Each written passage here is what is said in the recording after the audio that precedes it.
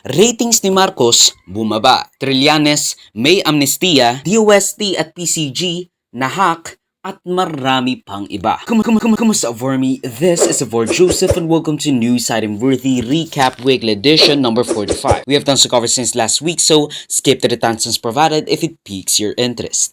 Get Katana for the blazing selective summation. Here are some page news commentary for your convenience. Trillanes, protektado ng Korte Suprema. Idineklara ng Korte Suprema ang pagtanggal ng amnestiya ni dating Presidente Rodrigo Duterte sa dating senador at halos kapitbahay naming si Antonio Trillanes. This is a huge win considering Duterte packed the court with judges showing na at least in this particular avenue, may pagka-impartial ang ating mga judge in a sense na hindi porke si Duterte ang nag-appoint sa kanila sa Korte Suprema, hindi na nila o-overturn or questionin yung pagtatanggal ng amnestiya o mawawala ang kanilang independensya sa executive branch of the government considering again they owe their positions to Duterte. Matatandang nag-mount ng coup sina then Senator Antonio Trillanes which mounted an opposition against President GMA back in 2003. Pero yun na nga, when he was a soldier, pero yun na nga, at sa Manila Peninsula Hotel siege noong 2007, laban kay dating Presidente Gloria Macapagal Arroyo. Binigyan siya ng amnestiya ni then President Benigno Aquino III noong 2010, ngunit binawi ni then President Rodrigo Duterte noong 2018. Sinabi nilang hindi binigyan ng due process si Trillanes nang bigla na lang ireboka under a proclamation ang kanyang amnestiya na ibinigay ng gobyerno especially without Congress's concurrence o again approval. Kasama rin sa desisyon na yon yung gustong pagbuhay ng mga kasong kriminal laban kay Trillanes at dahil ito'y biolasyon ng kanyang constitutional rights against ex post facto or after the fact law at ang paghatol sa kanya excessive amount of times o double jeopardy. Final na yung desisyon ng korte. Bakit gusto mo pang buhayin uli? That would cause a double jeopardy which in the Constitution of the Philippines is not permitted. Of course, politika ang dahilan nito lahat or at least dahilan nitong lahat dahil si Trillanes noon pa lang talagang anti-Duterte na in the sense na he's anti-tyranny. Talagang makikita natin yung bahid na retribution or at least bahid ng retribution at out of spite vengeance ng ating dating presidente at ang kanyang biolasyon or at least yung biolasyon niya ng nararapat na constitutional rights laban sa isang Pilipino, not even a politician or a dating senator or an opposition for this case. Let's think of him as just one Filipino. Kumbaga, yung biolasyon niya ng nararapat na constitutional rights laban sa isang Pilipino dahil sa kanyang vendetta na dapat ay kanyang pinoprotektahan at lalo pang pinaiigting. Talagang may V for vendetta si dating President Duterte sa kanyang mga kritiko tulad ni Antonio Trillanes at Laila de Lima. In that sense, binigo at patuloy binibigo ni Duterte ang kanyang mamamayan lalo na sa mga inosenteng namatay sa kanyang laban kontra droga, only thinking of them as collateral and breaking eggs to make an omelette. In that sense, ratings ni Marcos at Duterte bumaba. Bumaba ang trust at performance ratings ni President Marcos Jr. from March 6 to 10 ng Pulse Asia. Bumaba ng 13% ang kanyang approval rating from 68% noong December 2023 to 55% nitoong March 2024. Samantalang bumaba naman ng 16% from 73% to 57% ang kanyang performance rating on the same time period. Bumaba rin ang trust rating ni VP Sara Duterte although at a lesser degree. Bumaba lang ito ng 7% from 78% to 71% in the same time period. Same with her performance rating from 74% to 67%. I mean, don't get me wrong, presidents and leaders from all around the world would kill on live TV to get their trust rating that high. Even at the lowest of their trust and performance rating, talagang napakataas pa rin. Kahit na ganoon nakalaki yung mga pagbaba ng kanilang trust at performance rating, they're still enjoying relatively high popularity, lalo na kung ikukumpara natin sa mga dati nating presidente na after ang honeymoon phase ng sila'y melek. Kumbaga, kung noon ang dahilan ng double digit na pagbaba ng kanilang trust rating ay dahil sa sigalot sa labanan for speakership ng House of Representatives, higit na 5 trillion peso budget, 14 trillion peso na utang, 61% na debt to GDP ratio, mga kartel kuno ayon sa dating Department of Agriculture Secretary, which coincidentally is si President Ferdinand Marcos din, along with numerous foreign trips at ang walang tigil na 750 or 650 million peso confidential funds na yan. Ngayon naman, malamang sa malamang, ang dahilan nito is of course other than the usual hindi nagbabago ang buhay ng tao and some even thinking it's getting worse. Yung bangayan ng House of Representatives and former President Rodrigo Duterte at ang kanilang opposition or at least yung kanilang bangayan along with the opposition against any form of charter change, especially sa mga political term limit and of course even some with the economic reforms na gusto nilang ipasa, which could make pagkontrol ng mga korporasyon na gumagamit ng ating natural resources. So, it's capped at 40% sa mga foreign investors, which they want to, at the very least, put between 50%. I'm not really sure, pero yun na nga. Grabe ang mga pasaring ni former President Duterte na sinabihang addict si President Marcos Jr. with Jr. hitting back na baka lang dahil sa fentanyl kaya siya nagsasalita ng mga ganyan. Puno sa statement ni President Duterte last night sa drugs and drugs initiative. And I'm urging you to resign. Resign po.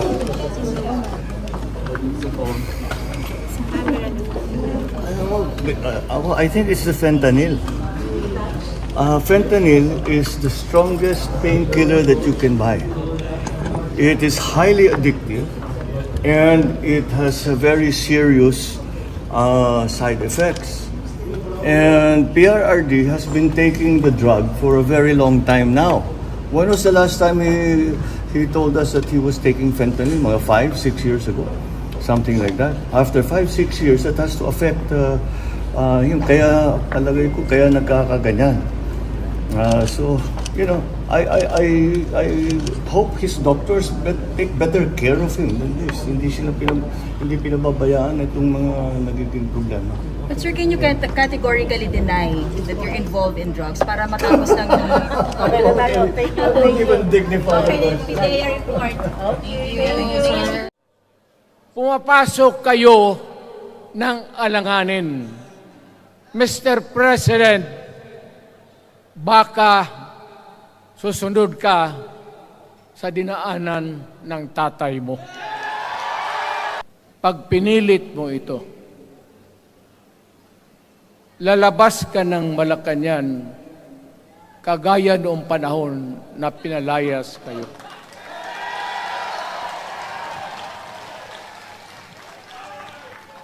Alam ninyo, kung hindi na talaga ito mapigilan, nandyan ang military pati pulis, makinig kayo. Pag-aralan ninyo kung ano yung pinapakain nila sa taong bayan.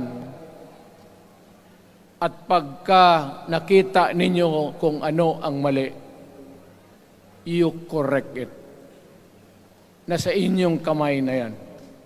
Samantala tumaas naman ng bahagya ang trust at approval rating ni Senate President Mig Zubiri from 51% to 53% and 49% to 52% respectively, and also at the same time period. Bumaba naman ang trust at approval rating ni House Speaker Martin Romualdez owing probably to Duterte's brigade against him, not to mention the whole People's Initiative debacle from 40 to 31% at 39 to 31% respectively, and also at the same time period. So talagang mababa na nga, tapos dire-diretso pa yung pagsadsad ng kanilang mga approval at trust ratings. DOST nahack ng mga Pinoy. Nahack ng mga ilang pinahinala ang mga Pinoy ang Department of Science and Technology nitoong nakaraan lamang. Meron raw na kompromisa at na walang data na aabot sa 25 terabytes or put it in a grander term, is about 25,000 gigabytes or since I'm feeling generous, around 25 million megabytes ang nakompromisa at nawala ayon sa Department of Information and Communications Technology with 2 terabytes of compromised data. Ilan sa mga nilagay sa website ng DOST ay ang ilang anti-charter change at political dynasty sentiments na talaga namang malapit sa puso at deeply affecting the Filipino people for decades to come and decades previous. Sinabi nilang hindi representante ng mga Pilipino ang mga political na dinastiya at hindi dapat isulong ang mga mga tsa-tsa na makakapagpayaman lamang lalo sa ating mga owning or ruling class. Again, the 1% of the 1% of the 1%. Ang mga nagpapayaman gamit ang pera ng taong bayan. Ginagamit yung kanilang leverage as, or at least yung economic and most notably and kind of eerily, political leverage nila para mas lalo pang yumaman. More specifically, ito yung sinabi nila. The site is seized by the Filipino people. Political dynasties and their oligarch allies does not represent the interest of the 99% of Filipino people. These crooks that continue to manipulate us by keeping their personal and petty interests. The standard of politics to get hold of the public funds, which is of course our money, straight to their pockets is an insult to many of us whose families are already starving and surviving daily without any social benefits or, again, welfare. Also, we are tired of receiving alms and utang na loob from these politicians who favor their oligarch allies more than us. These crooks never represent our own politics and worries, and they never will and never be. No to charter change that benefits further the economic power of the rich. Signed, #OPEDSA, Hackback with Us. Kasama ang ilang panghikayat sa pakikibaka with a Proton email account na ph1ns@proton.me. Ini-emphasize talaga nito yung hidwaan between the cronies and the rich and the poor, the 1% exploiting the rest, the 99%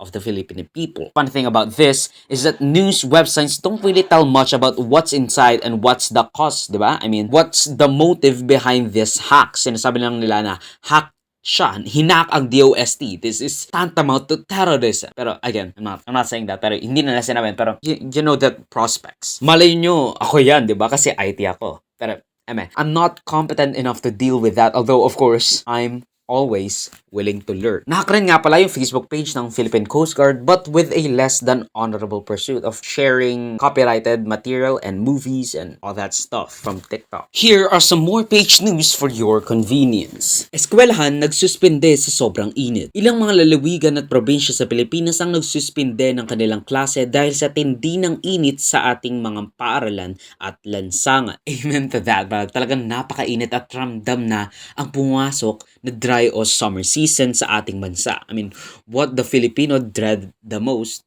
aside from, Soji, Equality Bill, I don't know.